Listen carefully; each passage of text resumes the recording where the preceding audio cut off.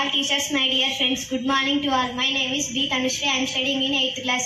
Today I am going to tell about types of resources. ప్రధాన ఉపాధ్యాయులు గారికి ఉపాధ్యాయులకు నా తోటి విద్యార్థులకు శుభోదయం. నా పేరు బి ఇందు. నేను 8వ తరగతి చదువుతున్నాను.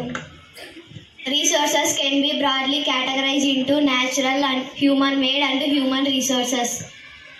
వనరులను సాధారణంగా సహజ, మానవ నిర్మిత, మానవ వనరులుగా వర్గీకరించవచ్చు. Natural resources that are drawn from nature and much used without much modification are called natural resources. The air we breathe, the water, our lakes and rivers are all natural resources. సహజ వనరు ప్రకృతి నుండి సహజంగా లభిస్తూ ఏ మార్పులకు లోను కాకుండా ఉపయోగించబడే వనరే సహజ వనరు. మనం పీల్చే గాలి, నదులు, సరస్సులలోని నీరు ఇవన్నీ కూడా సహజ వనరులే. Natural resources can be broadly categorized into renewable and non-renewable resources. సహజ వనరులను స్థూలంగా పునరుత్పాదక మరియు పునరుత్పాదకం కాని వనరులుగా వర్గీకరించవచ్చు. Renewable resources are those which have unlimited stock. Those are unlimited stock or it is not affected by human activities such as wind energy and solar energy. పునరుత్పాదక వనరు అంటే పునరుద్ధరించబడేవి లేదా త్వరగా భర్తీ అయ్యేవి.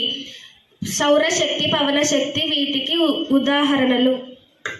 Non-renewable resources are those which have limited stock. Once the stock is extracted, it takes thousands of years to replenish it or renewed. పునరుత్పాదకం కాని వనరు అంటే పునరుద్ధరించబడడానికి కొన్ని వేల సంవత్సరాలు పట్టవచ్చు. పెట్రోలియం, బొగ్గు, సహజ వాయువు వీటికి ఉదాహరణలు.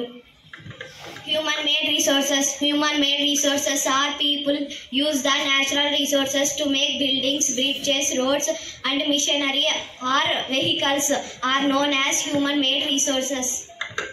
మానవ నిర్మిత వనరు అయిన ఇనుముని ఉపయోగించి ప్రజలు భవనాలు, వంతెనలు, రోడ్లు నిర్మిస్తారు.